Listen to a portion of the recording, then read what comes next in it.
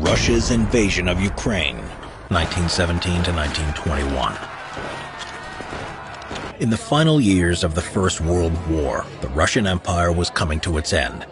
It had been devastated by revolution and finally transformed into the first communist country in the world.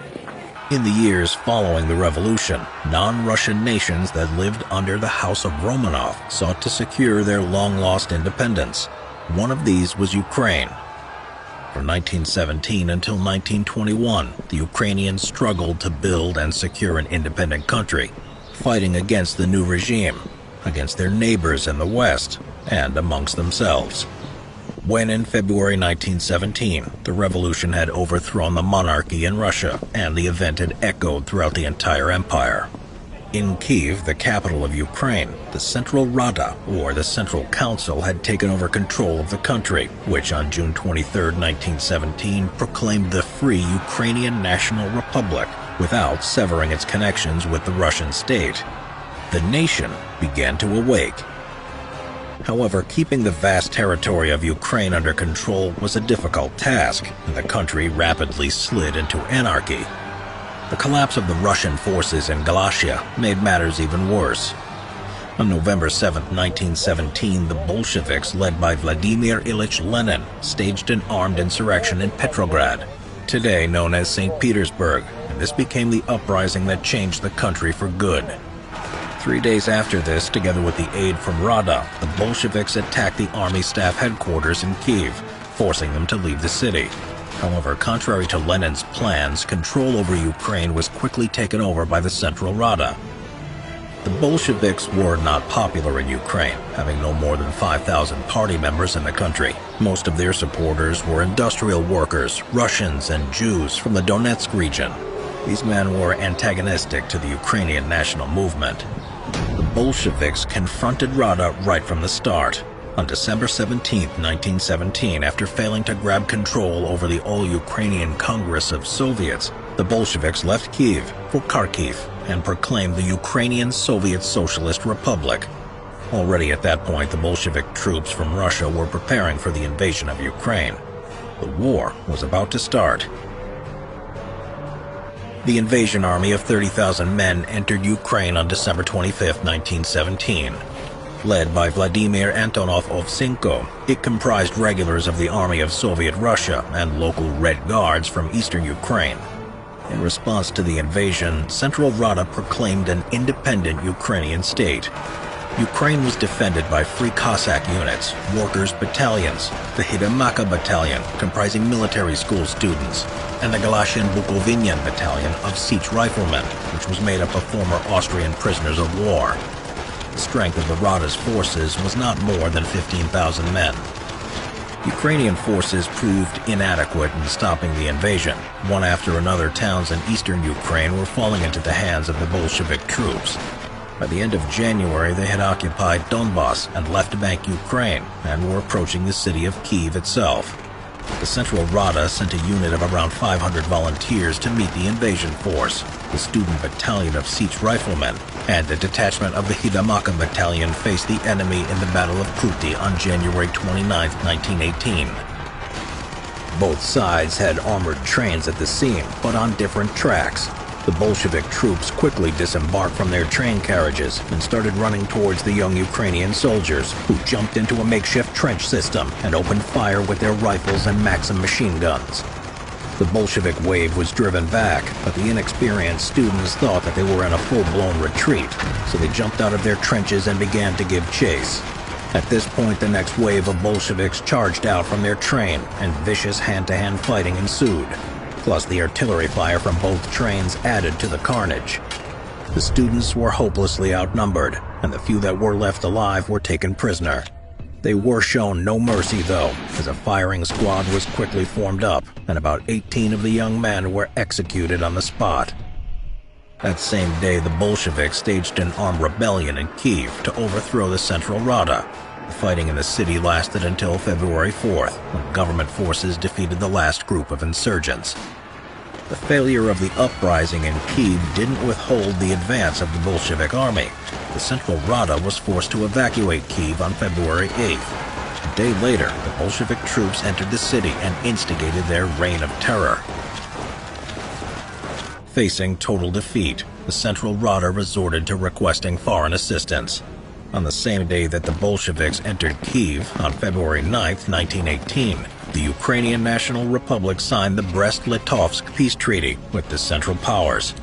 According to the articles of the treaty, Germany and Austro-Hungary had committed to providing military aid to the Ukrainians in fighting the Bolsheviks in return for them delivering large quantities of foodstuff. In late February 1918, 450,000 German and Austro-Hungarian soldiers marched into Ukraine and swept away the Bolshevik forces. On March 1, 1918, the Central Rada returned to Kiev. By the end of April, troops of the Central Powers had regained control of the entire Ukraine. The defeat of the Bolshevik troops in Ukraine coerced Lenin to sign the Brest-Litovsk Treaty and recognize the independence of the Ukrainian National Republic. On June 12, 1918, the governments in Moscow and Kiev signed a preliminary peace. The peace with Russia brought no stability to Ukraine, though. The Germans overthrew the Central Rada and installed a Hetman government to secure a better foodstuff supply. Until November 1918 and the capitulation of the Central Powers, the Germans were controlling Ukraine. On December 14, 1918, they left Kiev, and a new government came into power, the Directory of the Ukrainian National Republic. On January 22, 1919, the Ukrainian National Republic proclaimed the union with the Western Ukrainian National Republic, the Ukrainian ethnic territory of the former Austria-Hungary. Formerly one country, the Ukrainian National Republic and the Western Ukrainian National Republic were actually two separate states with their own governments and armies. After the Germans withdrew, Ukraine fell into a state of complete anarchy. 6 different armies operated in the territory during 1919. The Army of the Ukrainian National Republic, the Ukrainian Galician Army, Soviet Russia's Red Army, a Russian anti-communist coalition, the White Army, Polish troops, the Entente troops, and the anarchist units. Taking advantage of the chaotic situation in the country, Moscow launched a new offensive against Ukraine in December 1918. Kiev responded with a declaration of war on the Russian Soviet Republic. The Ukrainians were entirely unprepared for the war, though. Their army of 25,000 men consisted of 2 main units, the Sich Riflemen and the Zaporozhian Corps, along with a number of partisan units under the command of politically unreliable otamans. Against them was the Expeditionary Force, composed of Red Army regular units and local irregulars. They too had around 25,000 men under arms, but their strength rose progressively with many partisan units joining their side. Under the command of Vladimir Antonov Ovchinko, the Red Army advanced on 3 fronts to eliminate the enemy and prevent the army of the Ukrainian National Republic forming up with the Galician Army and the Entente troops that had landed at Odessa while World War I was still in progress. The Red Army was victorious in the first months of the campaign, entering the city of Kiev on February 5, 1919. After the loss of the capital, the head of the Directory was replaced with Simon Petliura, an experienced and prominent leader of the Ukrainian national movement. Under his leadership, the army of the UNR launched a counteroffensive in March 1919, pushing the Red Army units back almost to Kiev. During the spring and summer of 1919, the Ukrainians and Russians fought vigorously in eastern Ukraine, while the Galician Army was fighting the invading Polish army in the west. 2 allied armies, the Army of the UNR and the Galician Army, joined forces in 1919, forming a combined Ukrainian force of nearly 85,000 regulars and 15,000 partisans. This mighty force was able to deal with the Red Army units and even entered Kiev on August 31st. In the country's capital, the joint Ukrainian army confronted the Volunteer Army of the Whites, which led to the UNR declaring war on them.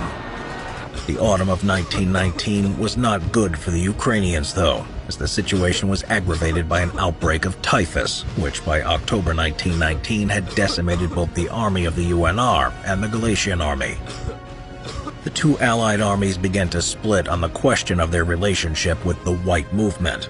The Galatians signed a separate peace treaty with them on November 6, 1919, leaving the army of the UNR to fight against the Red Army, the Poles, and the White Movement by themselves.